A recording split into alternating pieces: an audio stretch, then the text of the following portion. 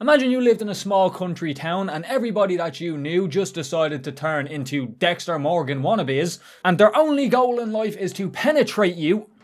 Pause. That came out wrong. Their only goal is to hunt you down and fillet you just out of pure love of the game, and not even the government are on your side. What a surprise. What would you do in this situation? Well, you are in luck, because we are going to be having a look at somebody's answer to this question with the Crazies. This is a movie that I remember putting on a few years ago, and for one reason or another, I never watched it. Do with that information what you will. I've had this movie on my list of movies to make videos on, more specifically zombie movies to make videos on, and I found this movie in a list of zombie movies. But after watching it, I'm a little confused. And the zombies in this movie do share a lot of similarities with, modern day zombies as a whole. But they also have very, very big differences between them. One of which being, these fuckers can hold guns. And not just guns, they can hold anything that a normal human can hold. And many other things that make you question, how is this a zombie movie? But we are going to be cracking that code today, because even when I looked it up after this big confusion, and according to El Google and a few other places that I looked, this is a zombie movie. It is categorized as a zombie movie. So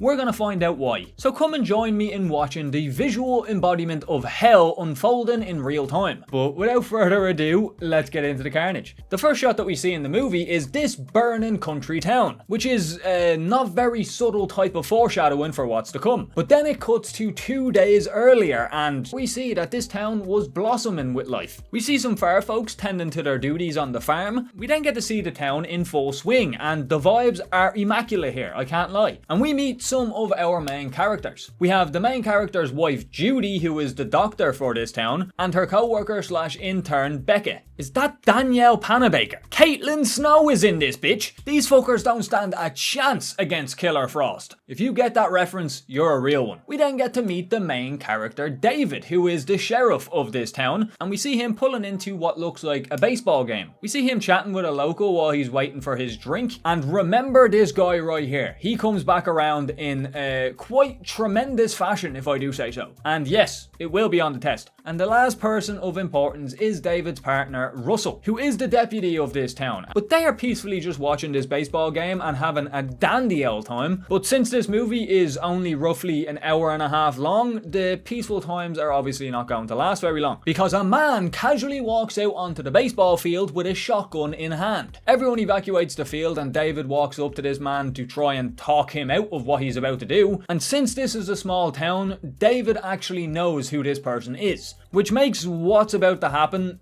even worse. He chats to him for a little bit, trying to get him to put the gun down, but negotiations do not go well, because after multiple warnings, the man goes to point his gun at the sheriff and boom, headshot. Unluckily for Shotgun Man, he was up against the reincarnation of Billy the Kid, because this motherfucker has the fastest draw in the West. This moment causes a lot of issues for David, but I'm not going to go over all of them. But the main thing is he lost the trust of the people because they believed that he shot him for no reason, even though there were fucking dozens of people watching this man casually walk onto a field with a shotgun, but well, I don't fucking know. But the moment that I want to mention amongst all of these problems is when he goes to talk to the man's wife and apologise. He goes up to the wife and her kid and apologises for what he did, and the wife is genuinely just confused as to what her husband was even doing out there, to which David says that he seemed like he has been drinking, and this disgusts the newly formed widow, because the first thing she asks is this what you have been telling everybody? And follows it up by saying that her husband has been sober for years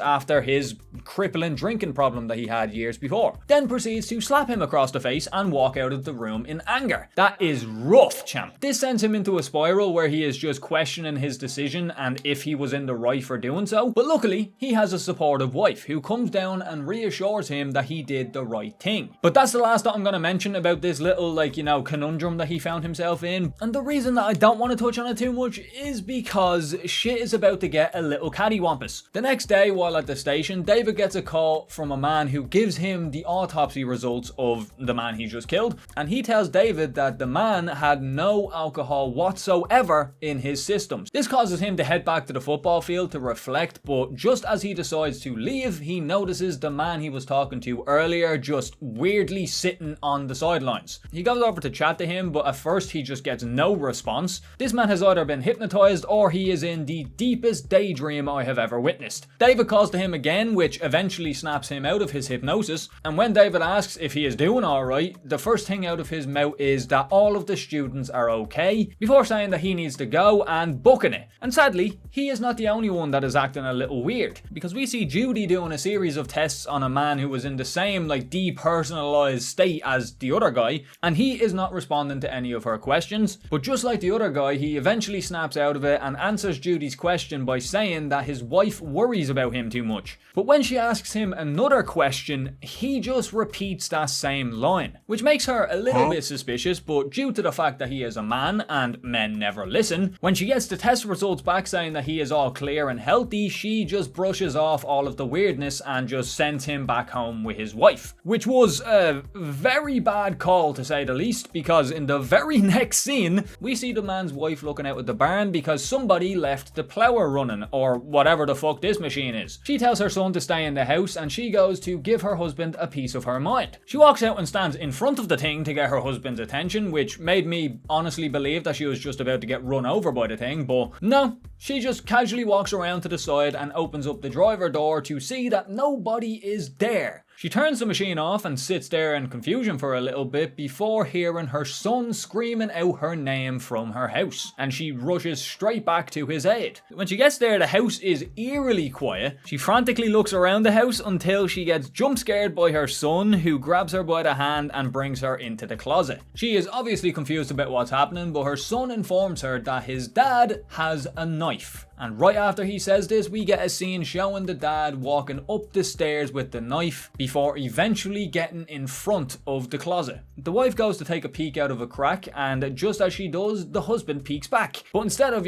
trying to break the door down and trying to use brute force to get to his victims, like would be the case with most other movies, he just casually locks the door and walks away, obviously leaving the two inside baffled and confused. But the very next scene shows that they should actually be fucking terrified, because we get a shot of the man walking down the stairs while pouring gasoline all over it, leading it out to the front garden before dropping a match onto the ground, which engulfs the house in flames and burns the wife and her son alive. Dear God! This movie really does not fucking waste any time. We are 15 minutes into this movie, gentlemen. David wakes up to a call about the incident, and him and his wife rush to the scene where Judy breaks down. Probably due to the fact that she saw this family literal hours ago. But shit gets even creepier when David walks over to have a conversation with the father and figure out what the fuck just happened. But at first, the husband looks like he is just in a state of shock after what he has done, but nope. After some questioning, he gets fed up with the sheriff's silly questions and starts humming and whistling a song while showing little to no emotion.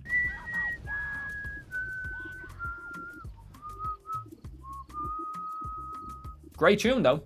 Very good tune. They bring him to the station and put him in a cell where he literally just stands there like a creep and just stares at the officers non-stop. This is the stance that my little niece gets into when she's getting ready to pop the question if I have any games on my phone. But luckily the boys don't have to stay there too long, because they get called out to a river where a bunch of hunters found a body in the river. And while at the scene, they get told about some locals who said that they seen a plane crashing down a few nights prior. And this info piques David's interest, and they instantly hop on a boat and make their ways to investigate. And not very long at all after, they find a giant fucking plane that is just chilling in the water. Now this is a moment that I just quickly want to point out, this satellite view type of shot that they have. And at first I thought that this was just an aesthetic type of thing, but then they do it multiple times and makes it seem like they are being watched. But it does come back around though in a very interesting way that leaves a few questions, so remember it. But anywho, after learning about the plane, David goes and speaks to a man that is just chilling and sunbathing next to a swimming pool, and I can only assume that this man is like the owner of the water company or something, because David asks him to turn off the water, and then he tells him about the plane and says that the water might be contaminated, and the man simply just says no, because they will lose too much money due to the fact that this is a farming town if their crops die due to lack of water, which could be quite bad, but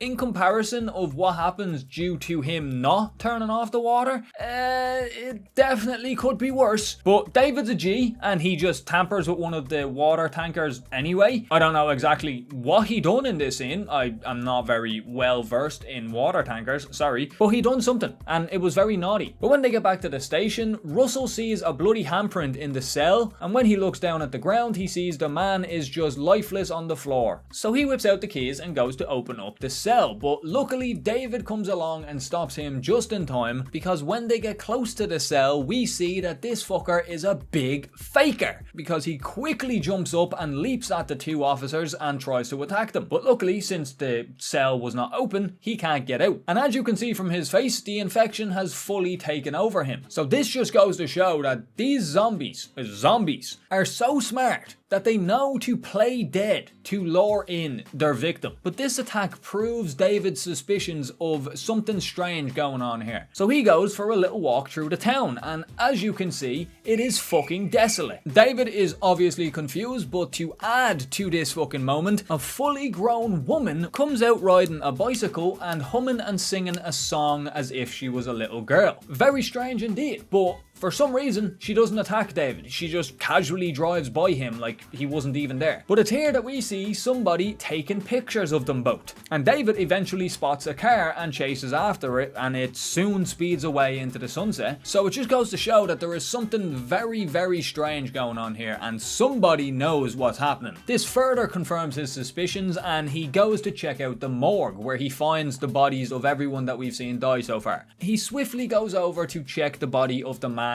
that he killed at the start, and when he pulls the cover off of the body, we see that somebody has carved X's into this man's eyes. But while examining, David sees movement under one of the other covers. He then walks over and pulls off the cover to reveal a priest that has been tied down to the gurney, and he has his eyes and mouth sewn together. David goes and grabs the scissors and uses it to cut the stitches on the man's mouth, and while he is doing so, the priest simply says, "Behind you." And when David looks, he gets absolutely rocked by an IV pole. And when he comes to, he sees the mortician standing over him with a fucking buzzsaw. Or, you know, the saw that they use to cut into corpses. I don't know the name of it. The man starts attacking David with the saw as if he's auditioning for the next Mortal Kombat, and this man is just terrible. He's just whiffing every single attempt at attacking David. David starts to have enough of this man's Texas Chainsaw Massacre looking ass dance recital, so he pulls on the cable of the saw, which drives that same saw into the mortician's back and eventually kills him. But when the mortician actually lets go of the saw, the fucking thing becomes sentient and gains a life of its own, because it starts barreling towards David's family jewels. And for some reason, to evade this attack, this man just keeps moving backwards with his legs wide open. Brother, look at all the room to your left and right. Like, just do a barrel roll or something. But luckily, David has a partner that will protect him from all of the silly ideas that he comes up with, because Russell comes out of nowhere, stepping on the wire and stopping it just in time before David can no longer have kids. We then cut to later that night at David's home, and he is swiftly packing up his things and telling his wife that they really need to get out of this town because something weird is happening. To which, very honorably may I add, his wife says that if we leave, what will the people of this town have? Because if the head doctor decides to leave the town, they have nobody to take care of them, and if the fucking sheriff decides to make a run for it, they will have nobody to protect them either. This results in them having a little bit of an argument before the wife says that she sees somebody outside, and David, being the big brolic man that he is, instantly goes out and checks it out. He walks out to the barn and has a little look-see-poo around the place and finds no one, but he then hears his wife's screams coming from the house, making everyone else believe, including myself, that it is going to be a similar case to what happened with the other people. David quickly runs to her rescue, and just as he leaves the barn door, he gets grabbed and arrested by a bunch of fucking military soldier thingies who quickly put him and his wife onto a bus. And let me just fucking say, this is a quiet farm. The only noise you will hear is of the cows fucking riding in the night time or something. And somehow these fuckers managed to bring a whole fucking convoy of military cars and an entire prison bus looking thing onto this property without anyone hearing a sound. How did you not hear this shit? It's not like they're quiet. I think it's just a skill diff, honestly. They then get brought to a camp, and it wasn't just David and his wife that got captured, it was pretty much the entire fucking town. When they get to the camp, they're in a line and everybody is getting their temperature taken. He gets tested for his temperature and comes back okay, so he gets sent on straight ahead, and his wife's temperature gets tested as too high and she gets pulled away to the side. Now, the worst thing about this is just a misunderstanding, because the wife is not infected or anything. Her temperature is high because she is pregnant. But they don't give a single fuck. They just put her on a gurney and wheel her into some sort of medical facility looking thing. David and the rest of the gang that, you know, passed the temperature check all get put onto a bus. But while they are waiting to get into it, David runs into one of his friends. And his friend's wife was also taken. And this makes David kind of jump into a rescue mission type of mindset. He says that he needs to go back, and his friend tries to talk him out of it because he saw another family that they all knew trying to run away at the gate, and him and his entire family got shot down instantly. So he warns David that if he tries to go back himself, he will just get shot straight away if he gets caught. But David just can't bring himself to leave without his wife, and luckily for him, he is fucking Houdini. Like, where the fuck could he have gone? I don't understand it. We then get a shot back at the camp, and we see a bunch of people show up in a car, and they all start opening fire on the army men, and these are apparently a bunch of infected people, the Crazies. And the people in this gate that you see right here are also people that are suspected to be infected, and I guess they're locked up for examination, but you know, they don't get the chance because when the other Crazies show up, they all enter riot mode and knock down the barricades and pretty much just start an all-out war on the complex. The doctor is about to start performing some fucking, I don't know, tests on duty. I really don't understand why these select people were brought into this room while the other potential infected people are out in that cage. I don't get it. The movie doesn't explain it either. But before the doc gets the chance to do any of the tests, Army Man runs in and lets him know that they are evacuating the facility, and the doctor swiftly runs off with the Army Man to evacuate, leaving every single person on screen here left to die. We then see David, and he has made it back to the station where he arms himself with a pistol. But while he is restocking on his First Amendment, Russell also runs into the station and he is doing the exact same thing, grabbing himself some guns. And it's here that David tells Russell that he is going back to get Judy. And Russell is somebody that you would 100% want as your friend because he doesn't even ask any questions, he just says he's in. And when we cut back to see Judy's situation, it is very lucky that her husband is on the way to save her, because we get a shot of a man with a fucking pitchfork walking through the facility as he scrapes it along the ground, and honestly it is a very cool, creepy shot. I really liked it. The man stops and gets his attention grabbed by the room, and when he walks in he realizes that he has hit the jackpot. And to keen viewers that are watching this right now, you might remember that this is the man that David was talking to at the start. Told you he would come back around, and it is in spectacular fashion, I have to say. Because this scene is just a long scene of him walking around and just stabbing them with the pitchfork. The first person he stabs is just this random unsuspecting woman who is just trying to take a fat nap, and she gets penetrated. He then walks over to a man who is maniacally laughing, and he is fully infected, as you can see. So when I was watching this and I saw the man walk up to him and take like a little bit of a longer look at him, it made me think that, oh, maybe this is going to show that he doesn't kill anyone who is already infected, but no, it's actually quite the contrary, because when he sees that this man is infected, he stabs him 3 times, very viciously if I might add. That is 2 more stabs than he gave the other woman that didn't look infected. So that's a little bit of a difference than, you know, the usual zombie tropes. They do not care if you are infected or not, they're still going to kill you. But I'm just going to throw this in here real quick because I forgot to mention it because I'm slow. But before the man walks into the room, Judy actually notices her intern slash co-worker, Becca,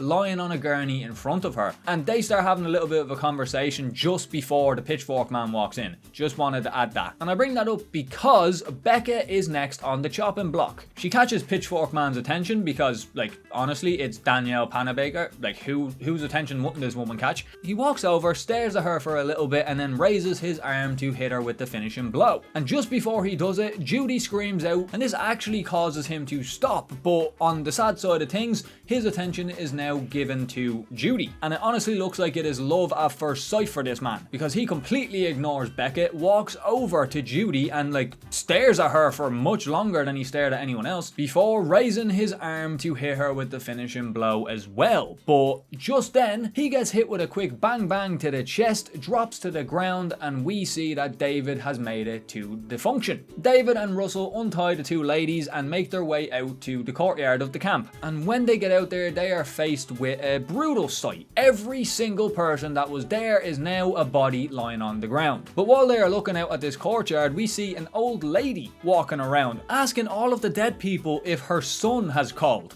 which, yeah, that checks out, to be honest. But it's here that Russell starts to have a little bit of doubt, thinking that maybe they are already infected, because at this point they don't understand how the infection spread really. But David comes out and reassures him that he is not infected, even though he honestly doesn't know himself. They then go on their merry way and go on a search for a car, and when they're walking down the streets, like, just look at this shit, man. It is in shambles. But when they get to the end of the road, Russell sees a car that is just casually parked up next to a building, and he goes to investigate it. But while investigating it, David sees from the back trunk that there is blood dripping from it. And when he sees this, he calls out to Russell to come back. But just then, a shot rings out in the building next to him, and Russell runs back to the gang, and they all get into positions. And luckily they did, because they see a man running for his life, while a man with a rifle pops out and shoots him straight in the chest. But that gives me even more questions, because as they are going to collect their kill, they are laughing and giggling with each other, talking about how it was a bullseye through the heart and stuff like that, meaning that even when they are fully infected, they still have their,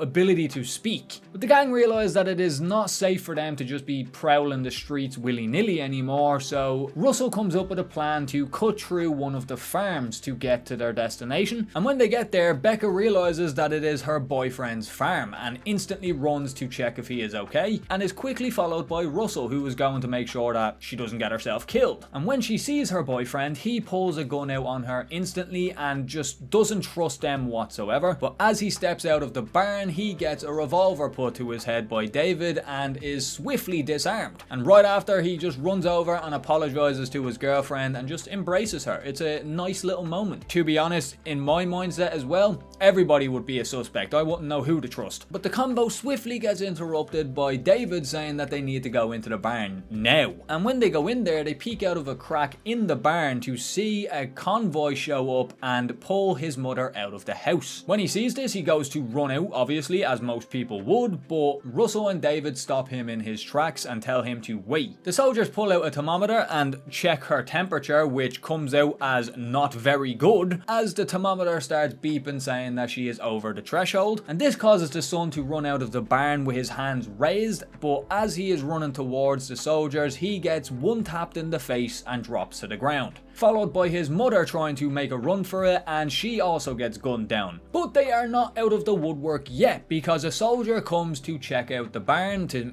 make sure that there are no bogeys in there, and this results in one of the smoothest things I have ever fucking seen, because as he walks into the barn, Russell and David are laying in wait for him at the doorway, and when he walks through, David hits him a punch in the face. Russell easily disarms him and covers the door as they make their way to their little corner. Me just describing it does not do it justice. Just look at this. I'm going to play it on repeat for you. It is so smooth. They bring him to their little corner and take his mask off and start asking him some questions. And the soldier just starts pleading for his life and begging them not to kill him. But when they start asking him the questions, I don't know what fucking happened with the audio. I don't know if it was my TV or if it was my ears that were at fault, but I honestly couldn't understand a word this man said. All I know is that he says something about the virus being airborne. Everything before that and after that, couldn't fucking tell you. But while talking with the soldier, he says that if he doesn't come back or, check in with his squad, they will come looking for him and they will find them. So our gang makes a deal with him that if they let him leave and,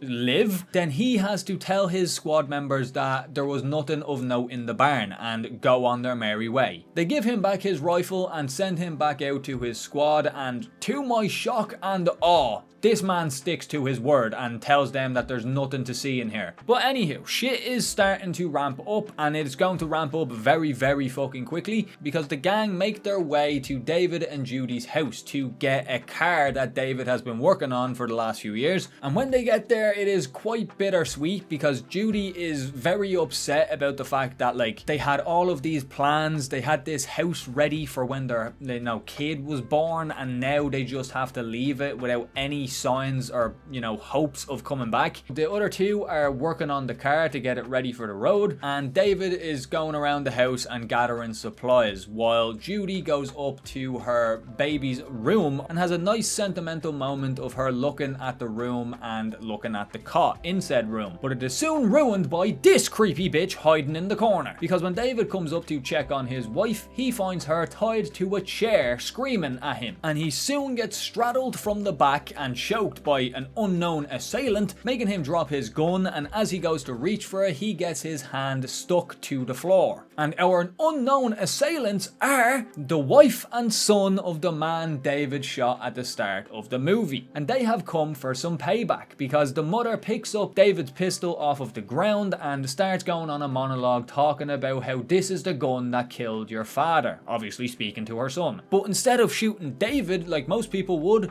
she points the gun at Judy and is going to pull the trigger. So this woman wants to inflict the same pain on David that he did to her. So these zombies carry grudges that go that deep. This is a planned attack. She knew where their house was. They laid in wait for them, which is kind of bonkers, especially for a zombie. But David starts begging and pleading with her to not shoot his wife, which, makes sense. But when she doesn't listen and goes to pull the trigger, he starts rage baiting this woman, basically going on to say that, yes, I am the one who killed your husband and I would do it again type of shit, which enrages her, causing her to point the gun at him instead. And this scene is kind of nasty. I didn't like this, didn't appreciate it, because while David is saying all these things to her, he is maneuvering his hand further and further up on top of the knife, pretty much just stabbing through his hand further. And when the woman turns the gun on him, he knocks her son off of his back, knocks the gun out of her hand, and then uses the knife that is lodged in his hand to stab her in the throat. And if you pay close attention to the volume of blood that is seeping out of this woman's neck and is simultaneously seeping into David's wound, if he wasn't infected before, he sure as fuck is now. But anywho, the woman's body drops to the ground and the son is enraged and also has the pistol in his hand. He pulls it up and goes to shoot David, but just before he pulls the trigger, he gets shot through the back and drops to the ground and dies. And the person who pulled the trigger was Russell, who swiftly comes up to check if the other two are okay, and he also does this.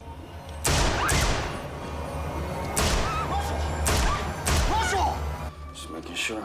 And this gives Judy the impression that Russell might already be infected. I think he'd done the right thing, I'm not gonna lie. But after this series of events, they get into the car and drive off. But if you think that now that they have the car, they are safe, you couldn't be further from the truth. First of all, while they are driving, Becca starts to cough, and this causes Russell to be suspicious of her of being infected. But before they could talk any further, they see a chopper flying overhead, and just as they think that maybe they got lucky and weren't seen, the thing starts to do a U-turn and head towards them. But David, with his quick thinking, pulls into a car wash so that they can't be seen. But things are not very good in this place either, if not worse than the situation outside, because the car wash turns on, locks the car in place, and sends them on a nice little car washing journey. And this scene is actually really solid. I actually really enjoyed it. It was very tense. There's multiple moments where the characters are thinking that they see something through the sooty windows, but they're not sure because it wasn't a really clear view. And when Russell actually peeks out the window with a shotgun and starts shooting it, and his arm gets caught by one of the washer spinny thingies and he drops his gun. But it soon gets revealed to them as fact when two people smash through the side windows and attack both David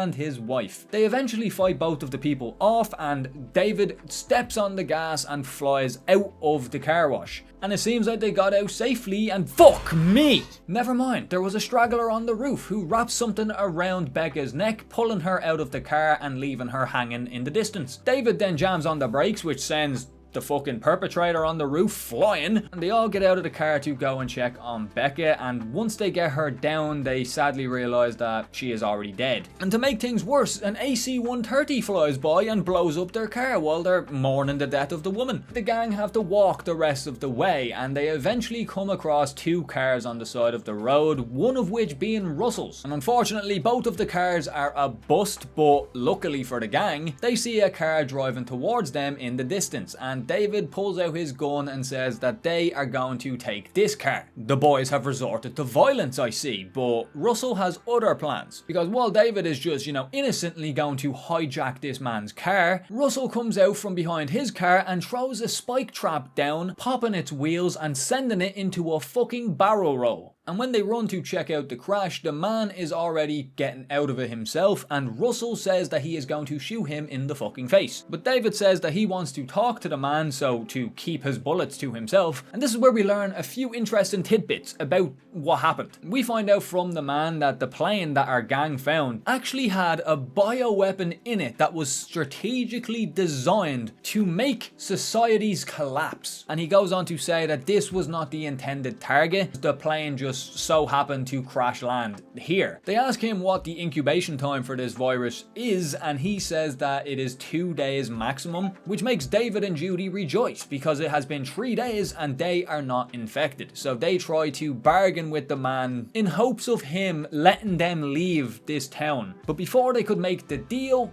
bang! Headshot. It was Russell. Russell shot the man in the head before putting his rifle down and going in to investigate the crash. But when he comes back out of said crash, his rifle is gone and David has it. And when he asks for it back, David says, "Nah, it's fine, I'll hold on to it for a little bit." And that does not fly very well with Russell because he pulls out his pistol and holds him at gunpoint, forcing him to give Russell back the rifle, and Russell tells them to walk ahead at a distance that he can see them. And yeah, as you could imagine, Russell is not in the best headspace right now. David comes up with a master plan to use his words to de-escalate the situation, and he turns around and slowly walks towards Russell, who is obviously on guard at this point, but David says that he just simply wants to talk with him and to put the gun down. But this moment would be enough to give me trust issues for the rest of my life because David bamboozles him, because as he is lowering his gun, David hits him with a punch sent from God himself, knocking him onto his ass and actually knocking him back into reality for a little bit. Because when he comes to, he just simply says, "I'm not right, am I?" But Russell has one final request from his partner, and that is to let him walk with them for just a little while longer, because obviously he knows his time is coming to an end. And they actually let him, which is quite wholesome. I actually enjoyed that. But at the end of their walk, they make it to a military checkpoint on a bridge, which is the final hurdle that they need to pass in order to leave this town, and the gang are trying to figure out a way to get around it without being seen, and that is when Russell tells them the master plan that he has. That plan being that he will go and distract the guards while the other two sneak past. David obviously is not very happy about this plan and doesn't want his friend to sacrifice himself, but Russell simply says that it is already too late for him, but it is not too late for them. And after a little bit of bromance, he makes his way to the bridge, while Judy and David make their way down the side of the hill. Russell walks towards the checkpoint with his hands up, and he says that he is not infected. But as he gets closer to the guards, he reaches for his pistol and they all open fire on him, knocking him to the ground, and they walk up to him and hit him with one final shot in the head, which echoes out across the entire area, and then we see that Judy and David had made it past the checkpoint. The other two survivors make it to what looks like a highway rest point, and when they get to the entrance, David tells Judy to wait outside while he goes in to check it out and make sure it's clear, but he ends up finding a giant truck that must have been getting worked on before all of this shit broke out, because it's still up on the fucking hoist. He goes back out to Judy to tell her the good news, and yeah, this is where shit takes a little bit of a sad turn, because when David comes out to regroup with his wife, she points out a whole whole fucking pile of charred human remains. Not any charred human remains, might I add. We can see by the wristband that is on their dead bodies that these are the people from the camp, and not just the people that, you know, had a little bit above average temperature. Everybody died. And as you would probably guess, spirits get a little broken after this, because it becomes apparent to Judy, at least, that nobody is on their side. The government aren't on their side, and no matter what, they were going to get killed, making her feel like there was no chance of survival whatsoever. But David is an optimistic old chap, and he is still trying to figure out a way to escape this hellhole, and Judy gets kind of annoyed at him for this, and she says to stop acting like everything is going to be okay. And David simply sits down, agrees with his wife, and says, tell me what you want to do, because if you want to sit here and die,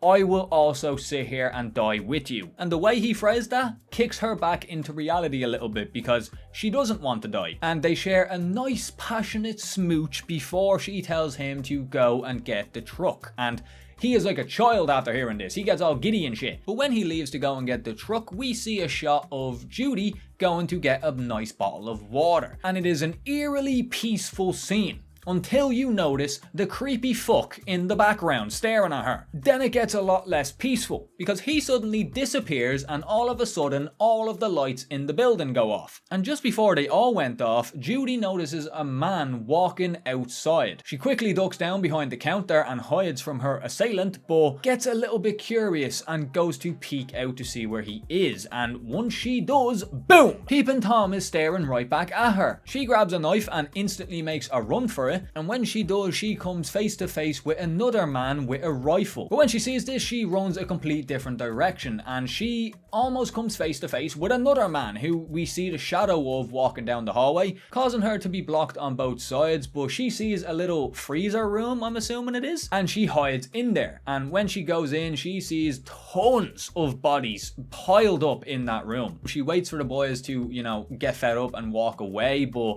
before they do, for some unknown reason, one of the guys turns and looks at the room that she is in, and he gets a little bit suspicious and goes to investigate. But Judy is smart, and she hides with the dead bodies, which is not my ideal weekend, I'll tell you that. But when the guy walks in, he just sees nothing but bodies and carries on his hunt, not before grinding his fucking knife along the wall as he walks away. These guys really want to be edgy. Fuck your edginess. What about the wallpaper? You are fucking up the interior design of this cafe, and you don't even care. Very fucking rude. Very, very rude. Judy gets up and goes to have a look to see if the coast is clear, and she gets grabbed from behind and gets her mouth covered. But luckily for her, it was David, who grabs her by the hand and leads her to the truck. They get to the room, open up the door to the truck, and a dead body flops out of it. But they just brush it off and hop straight into the truck, where it soon becomes apparent that David has the wrong keys. He obviously gets a bit frustrated by his mistake, but a light bulb goes off above his head, and he gets an idea to check the dead body that just fell out of the truck. And it was definitely the right call, because motherfucker literally has the keys on his hip. But he has a mechanism that David was not prepared for. A retractable string on his keys. This throws him for a loop for a second, and in his confusion,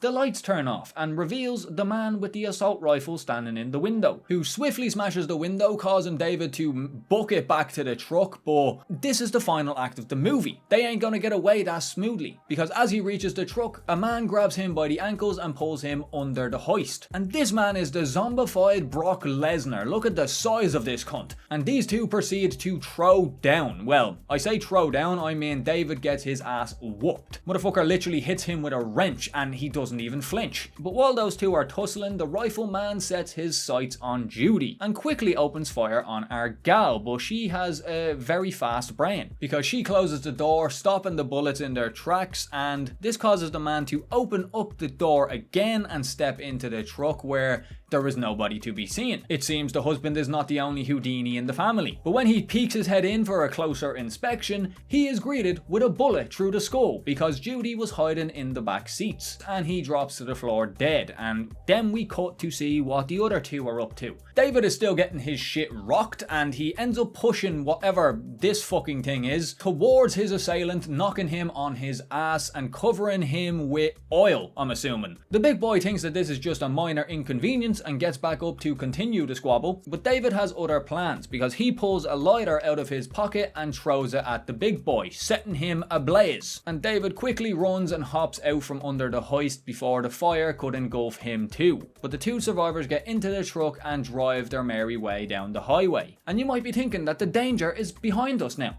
You know, we dealt with the danger. But no. You forgot the biggest danger in this movie. The government. Because as they are driving down the highway, David turns on the radio and they start hearing a countdown, which causes David to step on the gas even further. The wife is curious what happens when it gets down to 0, but obviously they can't answer that and they don't want to be around to find out. So David is trying his best to get as far away from the town as possible in the fucking 30 seconds that they had. Then we hear the dreaded end of the countdown.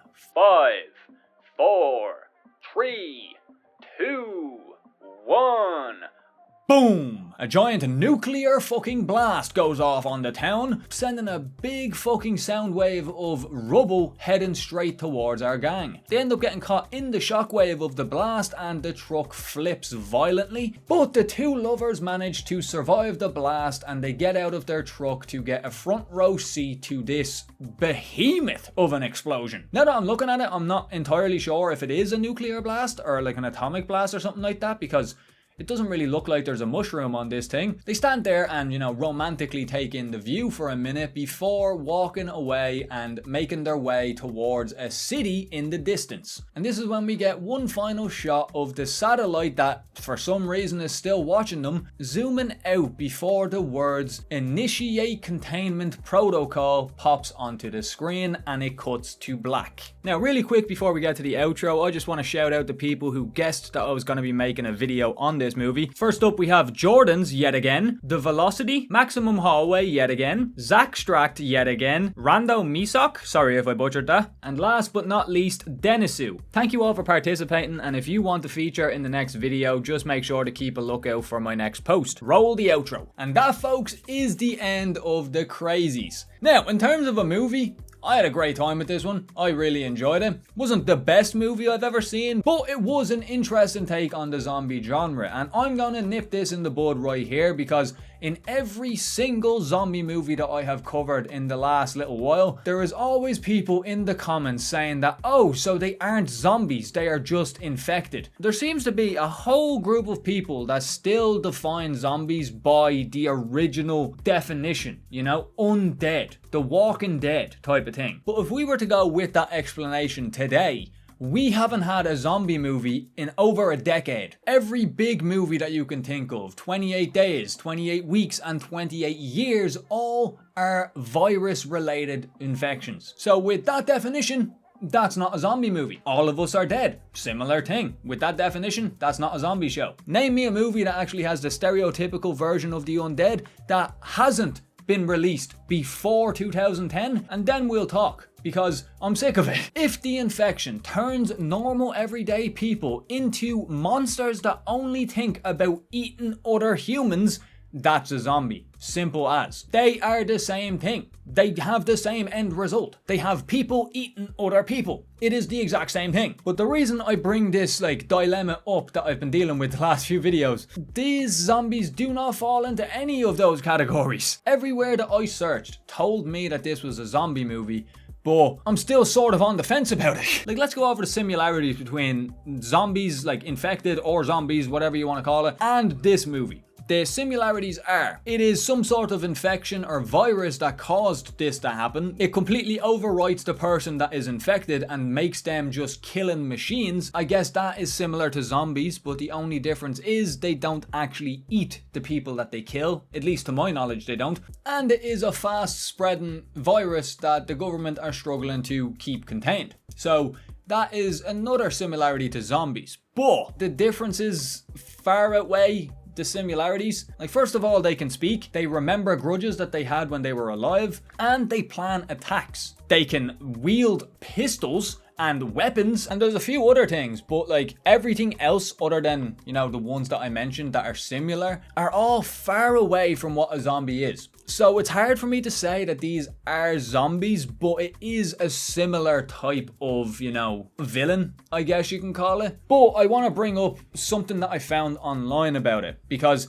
as I said earlier, the name The Crazies is a play on the word zombies, and I heard that this is a different take on zombies that took a lot of similar traits to zombies and changed the formula a little bit. So instead of just being mindless, you know, human-eating zombies, it just turns the people that are infected into crazy people who all they want to do is kill. And that is where the name The Crazies comes from. So the guy who made the movie did intend it to kind of fall into the, you know, zombie genre, but he wanted to add his own twist onto it that kind of differentiated it from the other stuff. And I can highly respect that, in all honesty. I'm more leaning towards saying that it is a zombie movie, just that it's different than the others. Obviously, that is open for debate, so if you guys want to argue my point down below, go right ahead. I'll be reading them all. But this is one of the most unique zombie movies that I think we will see in the foreseeable future. The actual, like, you know, infected people were menacing, they were scary every time they were on screen, they were just unpredictable. The acting was great, the storyline was pretty solid. It wasn't the best, but it was interesting. But let me know what you guys thought down below. This is my first video that I'm recording since I came back from my holiday, so sorry if I'm a little bit rusty. Make sure to like, subscribe, do all that good stuff, because we are on the road to 10k subscribers. We are gaining, boys. We are close. But yeah, with that all said, it's been EXO, and I'll talk to you all later. Have a good one, folks.